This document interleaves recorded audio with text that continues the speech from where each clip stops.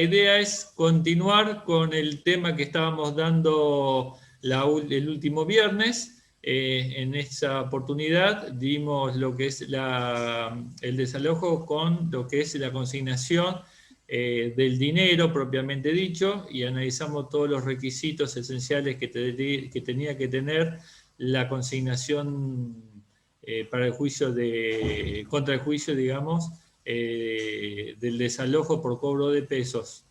Y eventualmente también para el cobro de pesos si ya también está hecha la consignación propiamente dicha. Nos había quedado pendiente dos temas, que era la consignación extrajudicial, que ahora la vamos a explicar, y también lo que es la consignación de llave respecto del desalojo y la tramitación de los dos procesos correspondientes.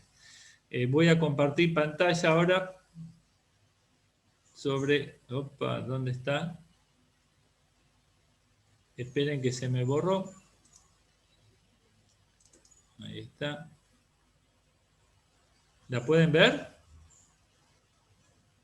No. Todavía no, Paulo. Bien.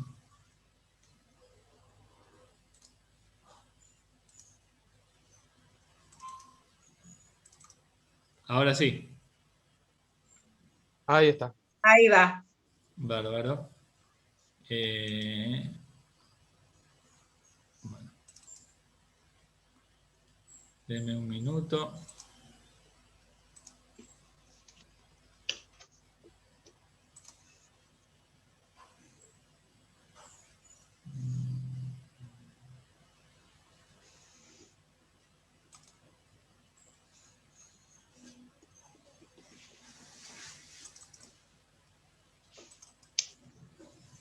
Esperen que no me deja...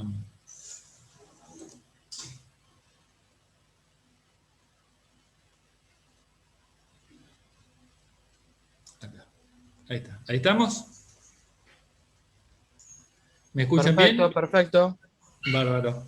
Bueno, estos son los dos temas que vamos a ver, la consignación extrajudicial y el desalojo contra la consignación de llaves.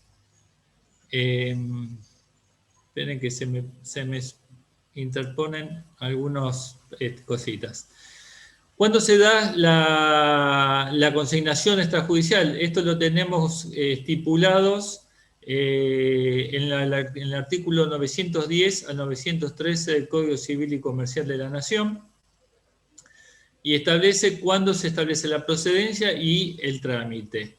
En este caso, el deudor puede optar, como dijimos en otra oportunidad, y ahora vamos a ver por qué, por la procedencia de la consignación judicial o extrajudicial. En el caso que sea extrajudicial, debe depositar la suma deudada, y cuando hablamos de suma deudada, recuerden que tiene que tener todos los conceptos del pago, que más adelante también lo vamos a repasar, ante un escribano público y a nombre de disposición del acreedor. Y tiene que tener los siguientes recaudos que para mí tienen que ser muy supeditados por la persona, muy controlados por la persona que va a hacer el correspondiente depósito en el escribano, que es notificar al acreedor en forma fehaciente el día y hora y el lugar en que será efectuado el depósito, para que el escribano tome nota debida de que en esa fecha se hace el depósito y que no ha concurrido tampoco el acreedor a tomarlo. Independientemente de eso, de efectuar la suma del depósito con más los intereses vengados, es decir, hacer un pago integral, este depósito debe ser notificado también fehacientemente al acreedor por el escribano, y estos son los plazos a tener en cuenta, porque bien puede llegar a plantearse el día de mañana del incumplimiento de estas formalidades a los fines de que ese depósito extrajudicial no sea válido. Y es la notificación por el escribano dentro de las 48 horas de realizado. Y si obviamente hay imposibilidad del escribano de realizar dicha notificación, el deudor no le va a quedar otro camino que iniciar la consignación judicial.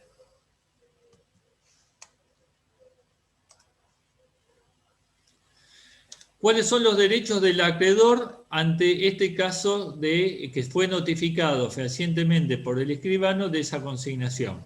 Y es dentro del 5.º día, tiene las opciones de aceptar de aceptar la consignación extrajudicial y retirar del depósito. En ese caso, el deudor se hará cargo del pago de los gastos y honorarios del escribano. De rechazar la consignación extrajudicial y retirar ese depósito igualmente, en esta oportunidad quedan a cargo del acreedor el pago de los gastos y los honorarios del escribano. Y rechazar el procedimiento. Y la otra opción es rechazar. El punto B lo vamos a volver a analizar porque tiene otras situaciones. Y el punto C es rechazar tanto la consignación extrajudicial como el depósito, y el deudor en ese caso deberá disponer de la suma que fue consignada y seguir el trámite de la consignación judicial. ¿Cuáles son los casos en los derechos del acreedor una vez que retira el depósito? Como vimos anteriormente, si lo acepta la consignación y retira el depósito, termina ahí. Pero si rechaza la consignación, puede también retirar ese depósito. En ese caso, se hace cargo el acreedor de esos pagos. Y es que una vez que retira el depósito y rechaza el pago, como dijimos anteriormente, puede reclamar judicialmente el importe mayor, lo que considere insuficiente, y exigir la repetición de lo pagado por gastos y honorarios, porque como vimos en el punto anterior, estos gastos son a cargo del acreedor.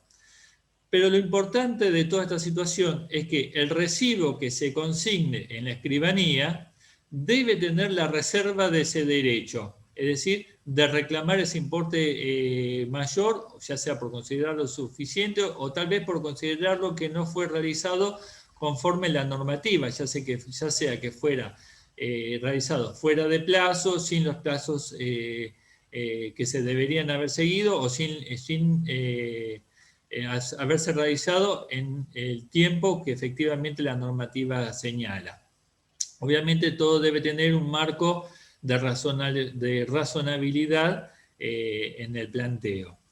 En caso de que no se haga este recibo, el pago va a ser considerado liberado, y si se quiere iniciar el día de mañana otro reclamo por alguna diferencia, no va a tener cabida y va a ser rechazado ese reclamo propiamente dicho. El plazo para demandar, en el caso anterior, para ejercer los derechos del acreedor, son 30 días computados a partir del recibo con reserva. ¿Y cuál es el impedimento para hacer ese depósito extrajudicial o esa consignación extrajudicial? Esta consignación no se puede realizar si antes del depósito el acreedor optó, y es el acreedor, no el deudor que consigna, optó por la resolución del contrato o por la del cumplimiento de la obligación. Obviamente, en ambos casos va a tener que ser definido a través de una notificación fehaciente. Con esto daríamos por terminado lo que es consignación de sumas de dinero, ya sea judicial o extrajudicial. Ahora seguimos con la segunda parte de la charla, y para ir señalando ya lo que es la consignación de llaves, en contrapartida con un eventual juicio también de desalojo. Y ahí acá nos tenemos que remitir a la normativa del Código Civil y Comercial, cuál es la obligación del locatario al momento de concluir el contrato, y es que debe restituir al locador la cosa, y lo esencial es que en el estado en que la recibió, excepto los deterioros provenientes del mero transcurso del tiempo y el uso regular. Esto ya lo hemos charlado bastante en diferentes charlas que hemos dado al momento que se hizo la modificación de la ley, con lo cual no quiero frenarme en ese punto. Y también debe entregarle, por ahí una consulta que había hecho Hernán la otra vez, debe entregarle las constancias, y puse debe en mayúscula porque pasa a ser una obligación imperativa por parte del inquilino a darle esa documentación, que es la constancia de pago que efectuó en razón de la relación locativa y que resultan atinentes a la cosa o a los servicios que tenga. eso sin perjuicio de la obligación de entregar y la obligación de receptuar el inmueble. Y acá ocupa mayor preponderancia porque lo ha fijado ya un procedimiento del propio Código Civil y Comercial con la modificación que se hizo el año pasado, principalmente para el destino que es habitacional. Yo creo que por más que sea habitacional también lo fijó para el caso de comercial, o podría ser aplicado en forma analógica a aquellos inmuebles que tengan un destino comercial. Lo importante es que la notificación, para mí, uno de los requisitos esenciales de cualquier consignación en el instituto propiamente de consignación, ya sea de dinero como, en este caso, de la llave. Debe ser remitida al domicilio denunciado en el contrato por el locatario para que se tenga por válida, por más que éste se negara a recibirlo, no pudiese perfeccionarse por motivos que no sean imputables al mismo. Cumplido el plazo previsto en el primer párrafo, en este caso era el tema de los 10 días para el tema del plazo, en el caso de consignación de llave no habría plazo, sino estipular cuándo se va a hacer la entrega del inmueble fijando día, hora y lugar. Habiéndose verificado la extinción de la locación por cualquier motivo, el locatario debe restituir la tenencia del inmueble locado, que es lo que señalamos con el artículo 1210 del Código Civil, cuáles son las obligaciones por parte del locatario. Y ahí, ante el incumplimiento del locatario, el locador puede iniciar la acción judicial de desalojo, la que debe sustanciarse por el proceso que tenemos nuestro, ya sea sumarísimo o sumario, según sea cobro de peso por falta de pago, o bien, en el caso, sea por vencimiento de contrato. En el caso de la provincia de Santa Fe, ¿verdad?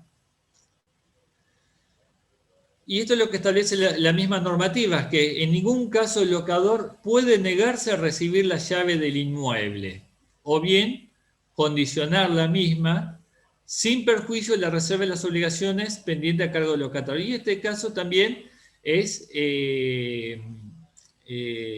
las obligaciones son mutuas, tanto para el locador como para el locatario. Es decir, si bien el locador no puede negarse a recibir las llaves, o bien condicionar la misma, el locatario tiene las mismas obligaciones en contrario, es decir, debe hacer entrega de la llave y no puede negarse a que no se entregue, y menos aún condicionar de cualquier forma la entrega de dicha llave, ya sea, bueno, si no me firmas un libre deuda, no te doy, o si no me firmas que lo que yo te dejo, por más que esté roto, que está en condición el inmueble y que no tenés nada por qué reclamarme, no te doy la llave. Y ahí es donde empiezan, digamos, las cuestiones en litigio, las discusiones que podrían llegar a darse a un litigio. Por eso hay que ser muy claro en este punto de cuáles son los pasos a seguir y cuáles son los requisitos que se debe tener tanto para uno como para otro. Siempre se puede establecer cuáles son las obligaciones, inclusive en un mismo acto, ya sea para el locador o locatario, cuáles son las obligaciones que puedan ser a cargo del locador o a cargo del locatario al momento de la entrega de la llave. Pero eso siempre y nunca condicionar que esa entrega a alguna obligación faltante.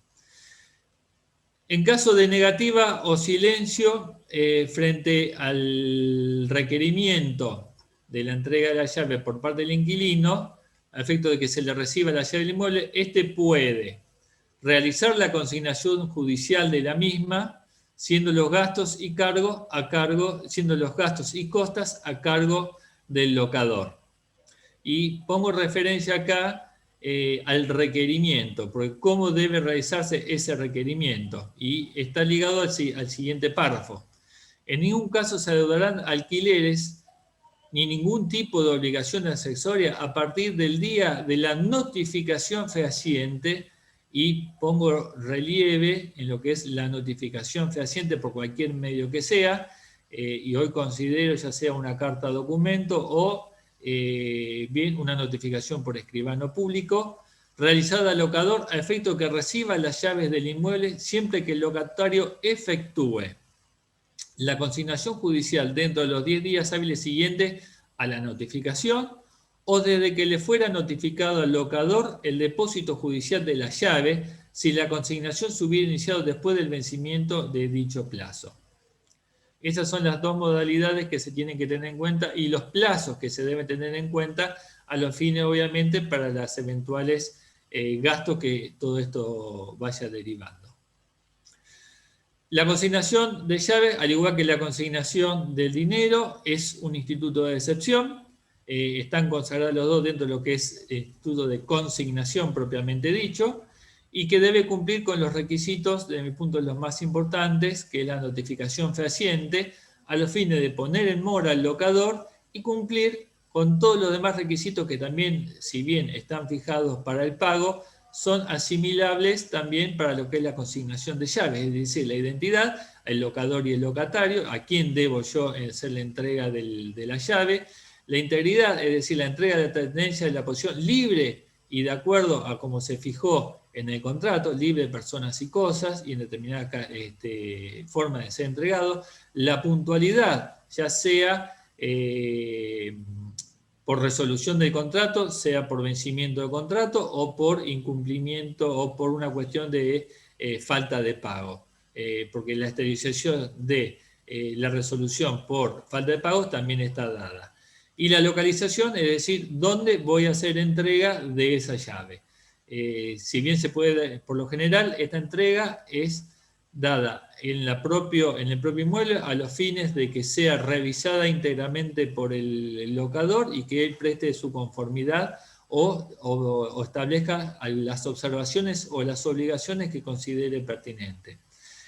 No es necesario, dentro de lo que es la entrega de la llave, fijar y puntualizar todas las deudas que tenga, sino, estimo yo, simplemente dejar sentado de que la simple entrega de llave no implica quita o de algún reclamo de deuda que fuera o de cualquier otro tema que sea atinente al propio uso del inmueble, ¿verdad? Que puedan llegar a surgir inclusive con posterioridad, algún vicio oculto. En algunas cosas hemos visto, o dentro de la experiencia, el corte de cable en forma intermedia, en forma muy puntual, que necesita todo un arreglo de un electricista, o si no también la necesidad de destapar las cañerías porque fueron obstruidas de una forma no normal al uso común de un inmueble. Esas son cuestiones que se dan y que se pueden llegar a descubrir con posterioridad a la entrega propia del inmueble y que podrá ser sujeto de análisis por aquella persona que hace el trabajo propiamente dicho, de desobstrucción en caso de que sea una tapadura de una cañería. Tanto para uno como para otro, seguimos hoy en vista el tema de la mediación. Hay que tener en cuenta que hoy estamos tanto para lo que es el desalojo, cobro de alquiler y también para la consignación, recurrir al trámite de la obligación previa obligatoria, así en el caso de que se hubieran dado circunstancias que ya se haya iniciado el juicio y no se haya tramitado por falta de conocimiento el trámite de la mediación, se podrá recurrir directamente al juicio y eventualmente, y a lo mejor para evitar un planteo de una excepción de incumplimiento de esta obligación, recurrir a la mediación judicial antes de que se le corra traslado de la demanda para purgar cualquier circunstancia o cualquier problema de una eventual excepción que establece hoy el Código Procesal Civil Código Procesal de Santa Fe. En cuanto a lo que es la jurisprudencia, acá repito lo que habíamos dicho en la otra, también para el cobro, y me parece interesante volverlo a puntualizar para lo que es la consignación de llave, porque estamos hablando que es el instituto de consignación, más allá de si sea cobro de peso o de llave, y lo que vuelvo a reiterar, que no está solamente para lo que es la prueba, la consignación no es solamente la intención de pagar para lo que si fuera dinero o la intención de entregar la llave, sino el hecho concreto que ha sido ofrecido efectivamente la llave al locador y que el locador rechazó el ofrecimiento de la entrega de esa llave por cualquier motivo que sea. Y en ese caso, consignar del por qué hizo el rechazo de la recepción de llave. ¿Por qué? Porque esto da lugar también a eventuales perjuicios para el locatario, porque se van a seguir devengando locaciones o cánones locativos hasta que no se haga la entrega efectiva del inmueble, más los daños que eso pueda llegar a perjudicarse, ¿verdad? Y esto es importante también el tema de lo que es la buena fe, el principio de buena fe. Dice, de lo axiológico se advierte que en principio no hay razón jurídica para que el locador se rehúse a recuperar rápidamente el inmueble de la recepción del inmueble, no extingue los alquileres ni otras prestaciones que el inquilino esté debiendo. El principio de buena fe impone al locador dar explicaciones razonables de su oposición. ¿Por qué prefiere los largos tiempos de proceso a la rápida entrega extrajudicial del inmueble? Esta es la Suprema Corte de Mendoza. Si bien son fallos del año 2009 y anterior a la nueva legislación, conforme a la doctrina que he estado analizando, dichos principios y dichos requisitos se mantienen no ha sido alterado por la modificación al Código Civil. También está otro fallo de Cámara de Córdoba, me pareció interesante y que es repetido también en los fallos de nuestra provincia, donde dice que va de suyo por el objeto acotado de este proceso, la impugnación del depósito judicial, estamos hablando de depósito judicial de llave acá, solo puede considerar la justificación de la negativa a recibir la cosa, oposición que, en virtud del principio de la buena fe y la prohibición del ejercicio abusivo de los derechos, esto es lo que estuvimos charlando la vez pasada, debe cimentarse en la existencia de algún obstáculo que impidiera al locador recuperar inmediatamente la tenencia de la cosa a la fecha que el locatario pretendió restituirla. Por ejemplo, que ella no se encontrara libre de personas o cosas. Es decir, eso sí sería algo, si no está libre de personas, obviamente es una excusa por demás de razonable y aceptable para que la tenencia de la llave no sea receptuada. Cualquier otra causa que el arrendador considere como incumplimiento del contrato no le autoriza a negarse a recibir la cosa, sino dejar constancia de la situación fáctica y hacer valer sus derechos en otro proceso. Estos son todos casos de jurisprudencia que se han venido viendo. Otro tema también, si el locatario pretende la devolución de la cosa, aun cuando puedan quedar pendientes conflictos entre las partes respecto al acabado cumplimiento del contrato, inclusive la entrega de documentación en cuanto a lo que es deudas, el locador no puede negarse a la devolución de la cosa, teniendo solo derecho a dejar constancia de su desconformidad a fin de reclamar por vía independiente sus derechos. Y por último, que es la Corte Suprema de Justicia de la Provincia de Buenos Aires, que también puso otros conceptos que me pareció interesante evaluarlos, pero que hace también a un resumen final de lo que estuvimos charlando, es que ha señalado que el locador no puede negarse a recibir la llave y pretender que el locatario efectúe previamente la reparación de los deterioros que presenta la cosa locada y estén a su cargo. Esto es habitualmente es un ABC que hacen las inmobiliarias para seguir, digamos, devengando los cánones locativos. En todo caso, su derecho se limita a hacer constar el estado de conservación de la cosa alquilada, los daños o desperfectos cuando el accionante la entrega, sin abstenerse de recibirla. Por lo demás, que de adaptarse al criterio opuesto, conllevaría una solución antifuncional dentro de la economía del contrato, sustrayéndose el bien del mercado e imponiendo al inquilino la obligación de continuar abonando el precio de algo que no utiliza, siendo que el acreedor puede hacer uso de los modos alternativos que le confieren los artículos 730 y 731 del Código Civil y Comercial de la Nación, que hace referencia a hacerse de aquellas obligaciones, aquellos derechos del acreedor, de hacerse las obligaciones a cargo del deudor. Esa hace referencia al artículo 730 y 731. Y de una derivación de ese punto es que la negativa del locador a recibir el inmueble en base a esos supuestos incumplimientos y su pretensión de que sean devengados nuevos cánones locativos en su favor, aún durante el trámite de este proceso, se contraponen a la directiva emanada en 1710, que es la prevención de daños.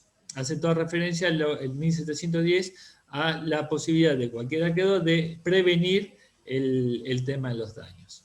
Bueno, Esto es digamos, el punto final para el tema de lo que era la charla de consignación, que me pareció prudente no darla en una sola, porque si no iba a quedar muy ajustada.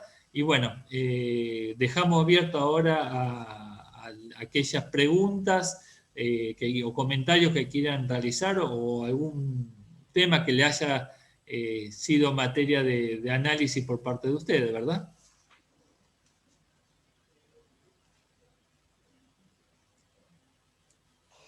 Veo que no hay comentarios. ¿Sin comentarios? ¿Los dejé apabullados? Felicitaciones, es el primer comentario. El último fallo muy bueno, Pablo. El último fallo de Buenos Aires del año 96 de Pesouras, o Pesoutas, muy, muy bueno.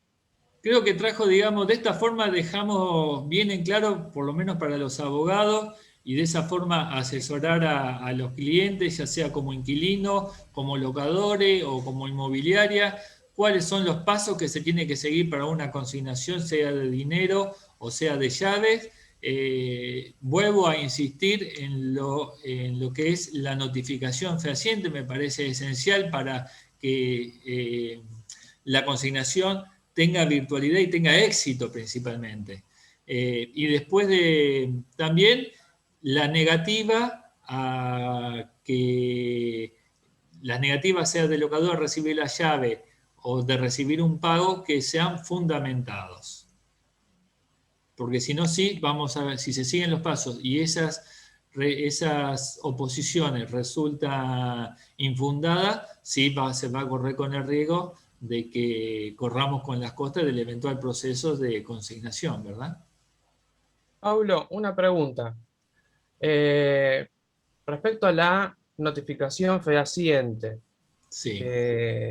tomé nota, considerás que la carta documento y la notificación por escribano son las clásicas y tradicionales. ¿Considerás que podría llegar a estar cumplido también el requisito ahora con la constitución del domicilio electrónico? Si constituyeron domicilio electrónico dentro del contrato, ¿cómo lo ves el tema? Mira, yo coincido con vos que para mí es una nuez. Si está establecido esa forma de notificación en el contrato, para mí es una notificación válida.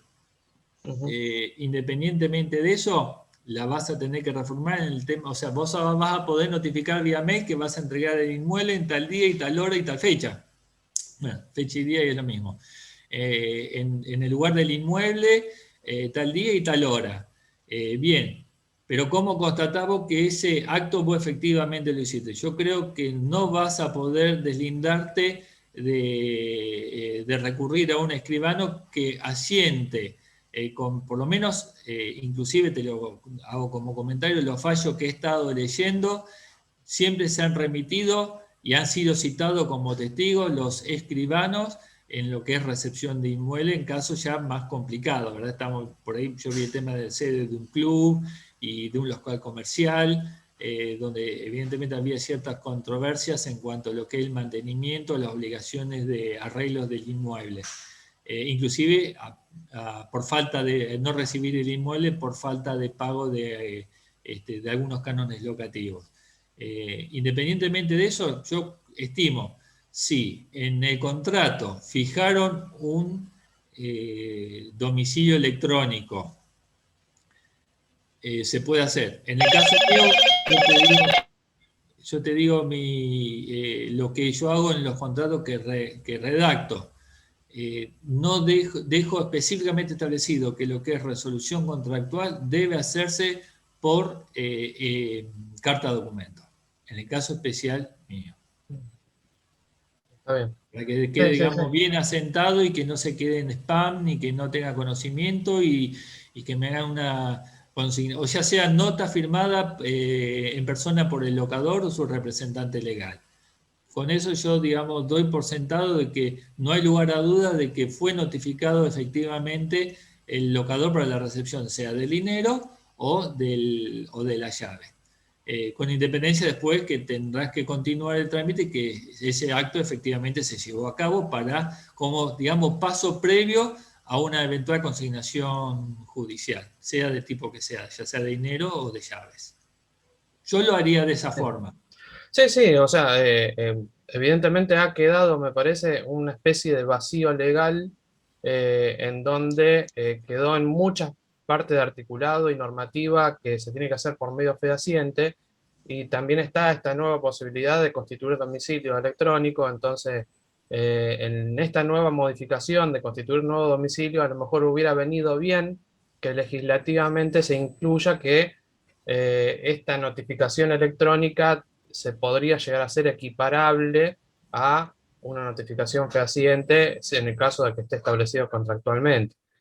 O sea, quedó como una especie de vacío. Eso es lo Yo creo que si no está establecido específicamente la excepción, por así decirlo, la notificación es fehaciente. Yo en ese punto digamos, lo veo, lo veo totalmente viable y aceptable, salvo que específicamente en el contrato, ya porque acuérdense que estamos en un acuerdo de voluntades, específicamente en el contrato se haya fijado que respecto de lo que es la entrega de llaves, o como las resoluciones contractuales, deben notificarse por otro medio que no sea el electrónico, o sea, por carta de documento, nota recibida por el locador o el locatario. Por eso, si no se aclara y se pone que para las notificaciones que rijan todos los efectos derivados del contrato, Se te corta, va a ser válido. Si lo electrónico va a ser válido, lo que preguntaba Hernán. Claro, si no hiciste la excepción y pusiste que como domicilio, a su vez el domicilio electrónico, digamos, no hiciste podás ponerle, no una cláusula especial, o no pusiste una atención particular de cómo debe realizarse la notificación en caso de resolución contractual o entrega de llaves, yo creo que la notificación electrónica es válida. Perdón, ¿y por qué vos decís que vos te hacías referencia a eso, Hernán? ¿Cómo? ¿Verdad? Sí. ¿Vos hacías referencia a eso, Hernán? Sí. O sea, más allá de eso, o sea, para el tema de notificar, por ejemplo, que se está depositando esta notificación extrajudicial, donde uno tiene que notificar en forma fehaciente, dice, que se ha depositado dentro con el escribano ese dinero, la llave, lo que sea, que tiene ese plazo para aceptarla o no. El escribano es el que se va a encargar de hacer la notificación, y esa notificación sí o sí va a ser notarial. Los escribanos en ese sentido, mira, a mí me tocó un solo caso que iban a recepcionar, le iban a notificar, y bueno, me llamé, le expliqué lo que más o menos bien estuvimos charlando, y sí, la notificación la hacen sí o sí dentro de ese plazo, que es lo que tuvimos en consideración, pero la hacen a través de una constatación notarial. O sea, van personalmente por más que no lo encuentren, se fijan en el domicilio, te piden el contrato, que es el domicilio que fija en el contrato y conforme a la manifestación del locatario, y por más que no esté el locador, se la dejan. Bien, perfecto. ¿Te puedo preguntar por qué tomás este recaudo de poner así, Paulo, lo que aclaraste? Que dejás sentado que para el caso de resolución. No, es un recaudo que toman los escribanos de por sí, porque ellos no actúan por derecho propio, actúan en virtud y es una constatación. Pablo, te está preguntando el tema de la notificación de la resolución contractual, que no emitir la notificación electrónica. Eso. Eso te está diciendo. ¿Por qué haces esa diferencia? Para saber si me conviene ponerlo o no en el contrato que yo haga, por ejemplo. Quiero saber por qué. Mira, es una forma de actuar. No, es una forma a lo mejor vieja de que quiero que me notifiquen por papel. Nada más. No, más que nada, uno le tiene, o sea, hoy estamos todos con los problemas de la electrónica, de los mails que les van a jugado, que llegan a spam, que piensan que se envió pero no se envió.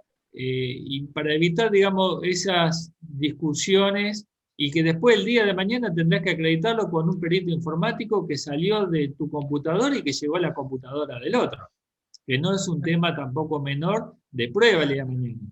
Entonces vos de esa forma, con una carta de documento, por lo menos yo traté de buscar lo que es la practicidad, aunque considero que el email es muy práctico, pero a los fines de prueba, veo mucho más engorroso y más costoso un perito informático de sus honorarios para que chequee que fue enviado mi mail y que al otro le llegó en su carpeta el mail que yo dije que le envié, que mandar un oficio a Correo Argentino para que me envíe la copia. Hice ese análisis. Está bien, sí, tiene su lógica, está bien. Ojo que también en ese tipo de prueba hay que ver qué entienden los jueces respecto a la notificación, el efecto de notificación. Porque en las pericias estas informáticas también se analiza no solo si le llegó, sino que si también lo abrió al mail. Porque un mail recibido y no abierto sería similar a una carta mandada y no recibida. No recibida no en forma de rechazo expreso, sino, por ejemplo, domicilio cerrado y no fue retirada por el correo.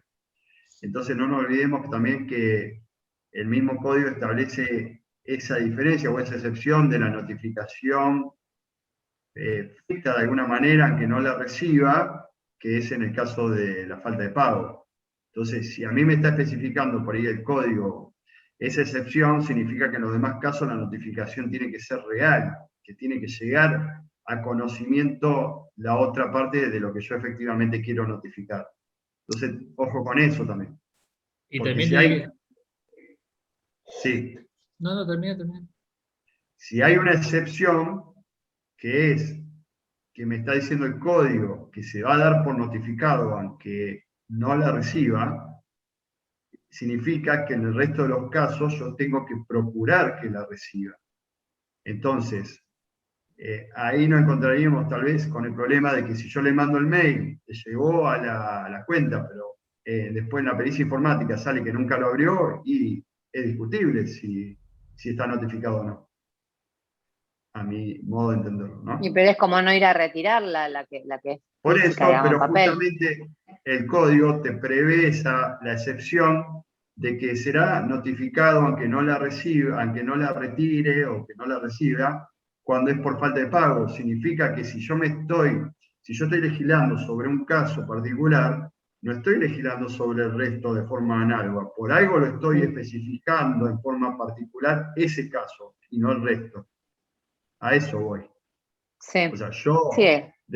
defendiendo al que fue notificado Sí. y que no abrió el mail o que le mandé la carta de documento y no la retiró del correo, voy a decir, señores, no fue notificado en forma fehaciente, o sea, hubo un intento de notificación, pero no se llevó a cabo. Entonces, la realidad es que la manera más efectiva es con el escribano, esa es la que menos falla. Sí, para evitar todo esto. Sí, igualmente tenés que ver si el día de mañana no tuviste un problema con la computadora o te borraron todo el disco rígido y empezar con todas estas discusiones que, vuelvo a repetir, del día de mañana vos tenés que analizar una cuestión de prueba y tenés que tener en cuenta cuáles son los honorarios del perito que cobran un 30% de los honorarios de los profesionales contra un oficio al Correo Argentino. Al correo, claro. O Andreani, lo que sea. Yo lo analicé desde ese punto de vista para el futuro, digamos. Yo creo que puede ser práctico la notificación electrónica, que ojo, no está limitado al mail, porque cuando hemos visto el tema de notificación electrónica puede ser por el sistema de WhatsApp también, pues se puede constituir. Ahora, creo que sería viable aplicarla siempre que no haya una excepción, como en el caso que previó Pablo en el contrato. Sería viable si todas las comunicaciones normalmente se hacen por esa vía. Entonces, si normalmente hay intercambio de correos, tanto del locador como locatario, constante, por distintos temas, y hay respuesta y demás, creo que si está previsto el domicilio electrónico sería viable. Ahora, si la primera notificación que uno quiere hacer y nunca hubo correos, y hacerla por mail es medio arriesgado. Sí. Es una especie de uso y costumbre, no está mal el análisis tuyo. Por lo menos va a ser considerado como un indicio válido para el argumento que vos hagas de mañana, para un caso u otro.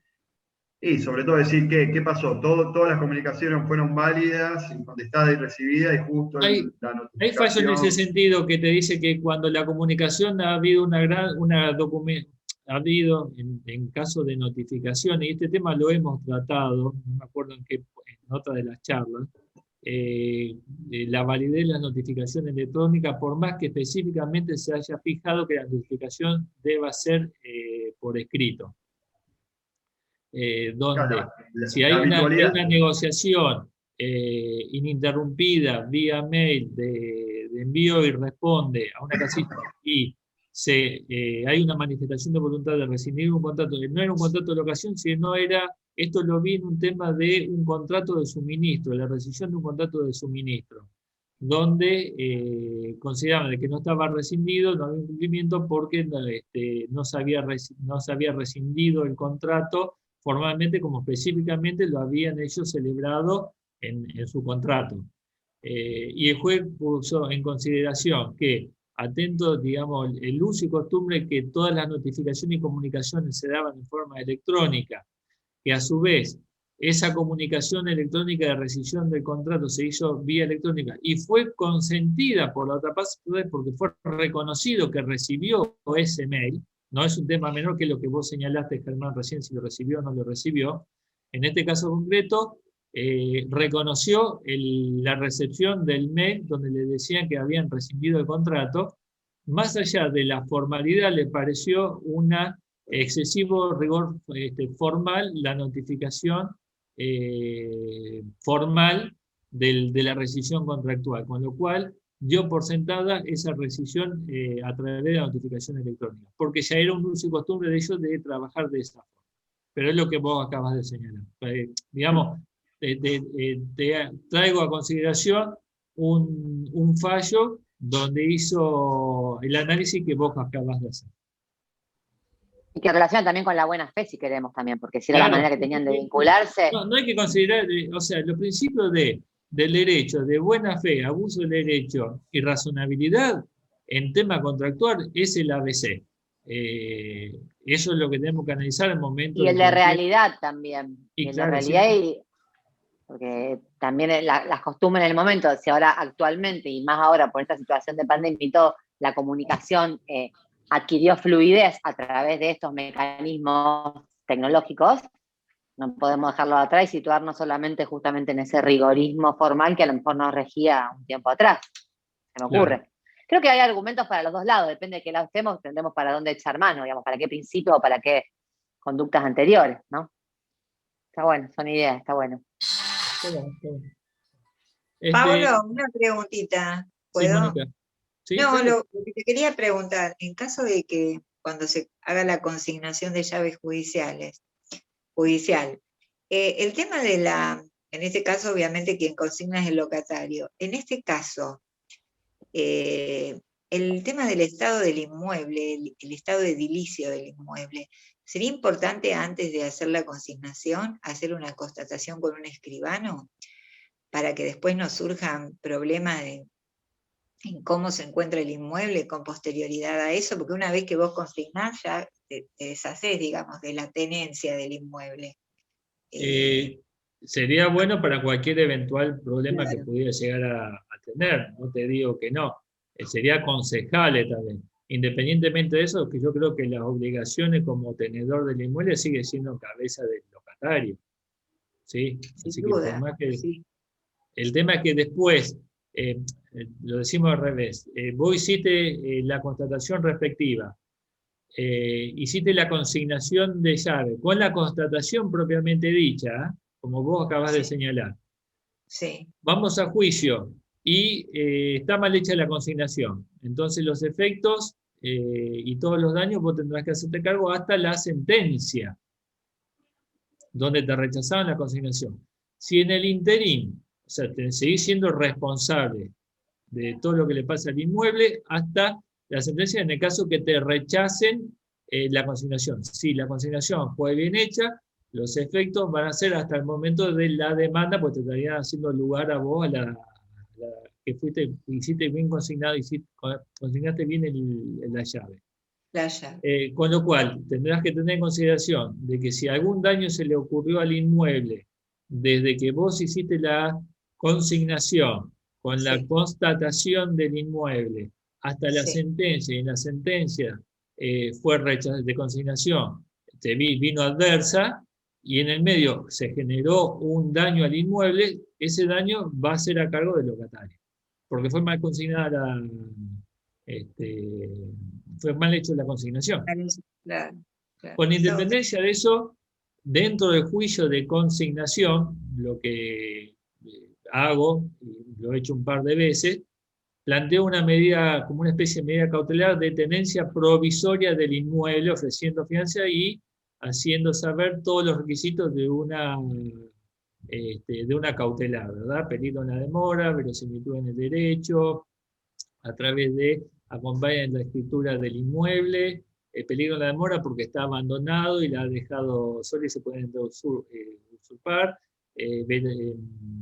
y la contracautela propiamente dicha, ofreciendo fianza, para que me lo den, y después discutimos la cuestión de fondo, y he seguido el juicio ya con la tenencia del inmueble, ya sea haciendo lugar o rechazando la demanda, y en ese sentido después es una cuestión de costas quedan solamente, pero ya el inmueble lo retomás, queda, digamos, satisfacer los intereses de tu cliente que quieren el inmueble, no quieren seguir un juicio de por vida, pero eso sí, siempre al momento de tomar la tenencia inmueble, ya sea a través de esta medida cautelar intermedia, sí, yo hago, independientemente de que la constatación la haga con, la recepción la haga con, hice las tres formas.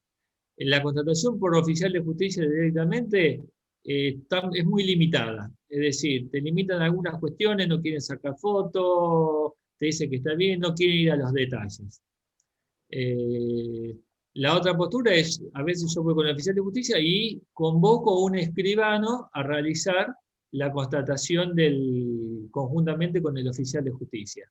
Entonces deja constancia que si bien el oficial de justicia entrega la llave e ingresamos al inmueble, ya sea obviamente con la llave que sacamos del juzgado, la constatación pormenorizada la hago con el escribano.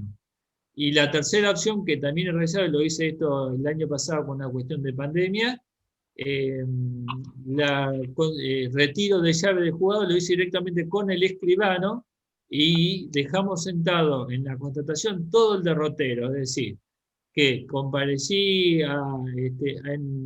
por secretaría y el escribano dejó constancia de todo, que retiramos la llave a tal hora, de ahí nos dirigimos directamente al domicilio, a tal hora llegamos, abrimos la puerta y constatamos todo el inmueble habido y por haber.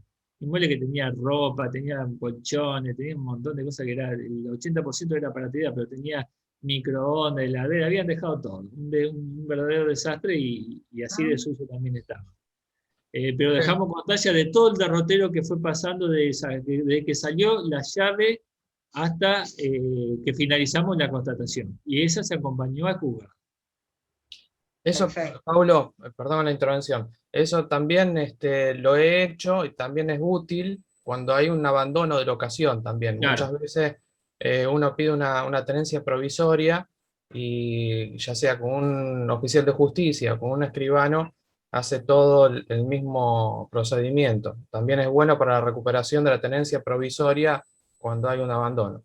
En el caso mío, yo había iniciado el desalojo y hizo la consignación de llave directamente en el juzgado, con lo cual tuve que pagar todos los aportes, tuve que hacer todo, pero eso fue en pleno, terminé retirando en septiembre del 2020, después de 3 meses trataba que me den todas las cuestiones, ¿verdad? No fue nada ventajoso, pero bueno, se pudo hacer y lo hice de esa forma porque también el oficial de justicia, con el tema de la pandemia, algunos salían, no salían, te daban turno para dentro de 20 días, y ya con todo lo que habíamos perdido de tiempo con la tramitación en el juzgado, en caja forense, que no estaba tan aceptado como este año,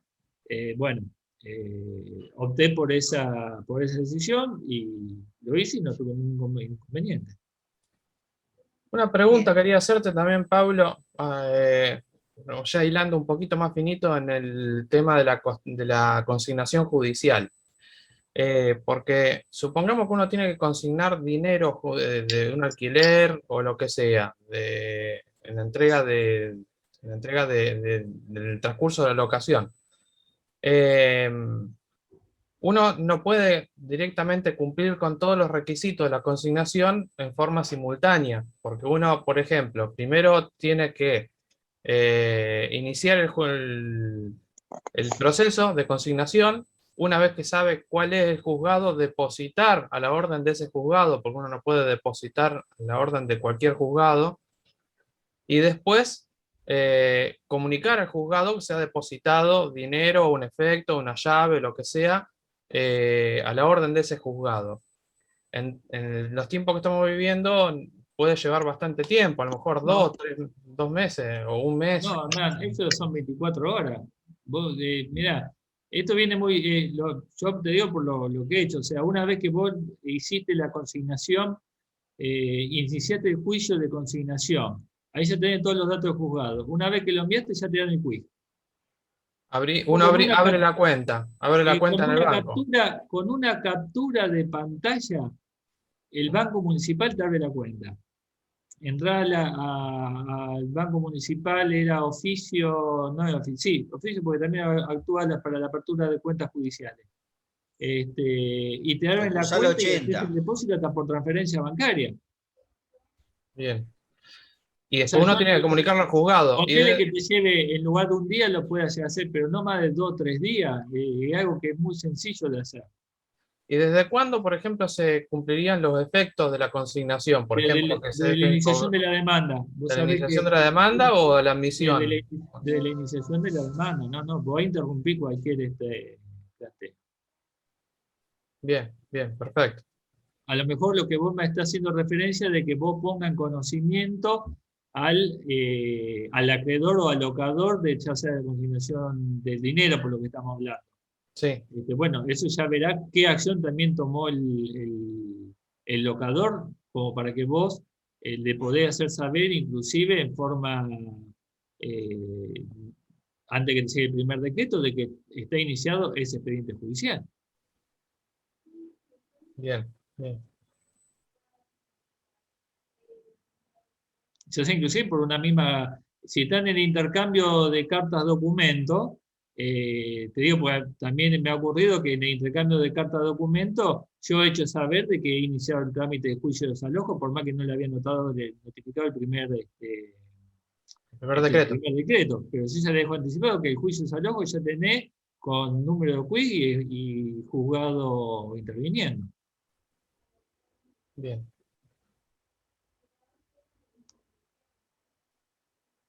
Bueno, se han quedado callados, no hay más.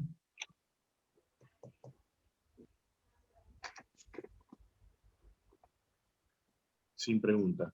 ¿Sin preguntas? ¿No quedó ningún bache en el medio? No fue. Esta es la oportunidad, Bueno, entonces... Aprovecho la oportunidad. Silvia, dale. Buenos días a todos. Pero bueno, salva estos espacios de silencio, estos baches de silencio. Quizás no es, digamos, un tema que transversal a varias acciones. Esta recurrencia a la suspensión de plazos, ¿cómo incide, por ejemplo, en temas de los plazos que estuvimos tratando, o incluso en temas de... A mí me interesa concretamente en el tema de caducidad. La caducidad procesal contra los plazos que estamos hablando de notificación. Una cosa es procesal y otra... No, me refiero a la suspensión que se vienen dando por diarios. Por ejemplo, procesales. La del 31 de mayo, o sea, por un día porque no funcionaba el CISFE. Y me parece que hubo una anterior también, cuando fue el cambio de del sistema a la modernización del sistema y no funcionó en la fecha que estaba previsto. Entonces fueron 2 días, únicamente 2 días, pero independientes. Entonces me pregunto si esos días de suspensión cuentan o no para el término de caducidad, por ejemplo. De 6 meses. ¿Cómo? De los 6 meses.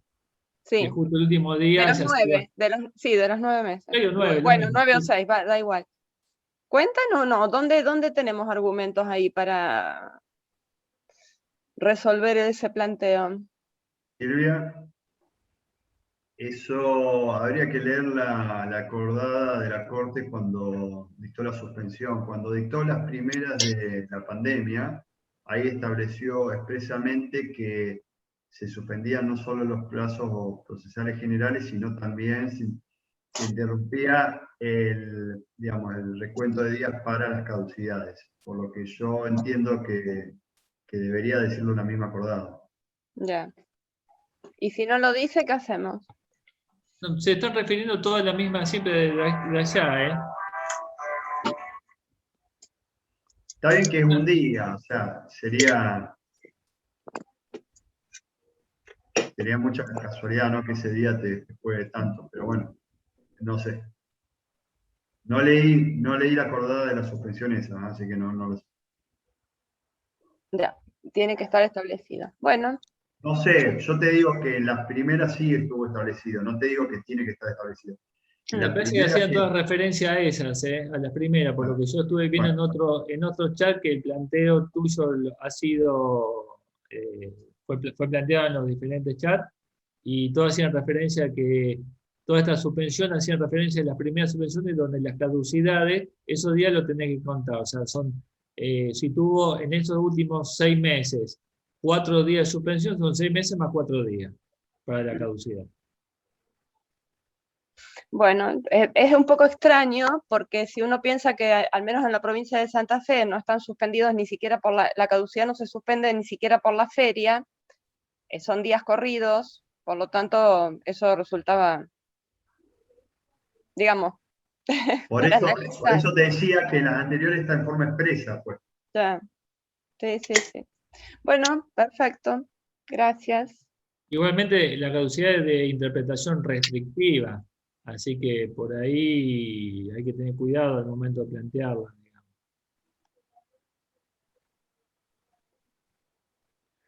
Bueno, gente, falta un ratito. Si alguien tiene algún comentario más para la charla del próximo, bueno, ya hemos comentado que el que quiera dar un tema de interés o algún tema particular que quiera dar, está invitado obviamente al instituto a hacerlo. Y si no, bueno, dentro de unos días sacaremos un nuevo tema para que va a dar el doctor Germán Bariari para la próxima charla. Después le vamos a decir el tema.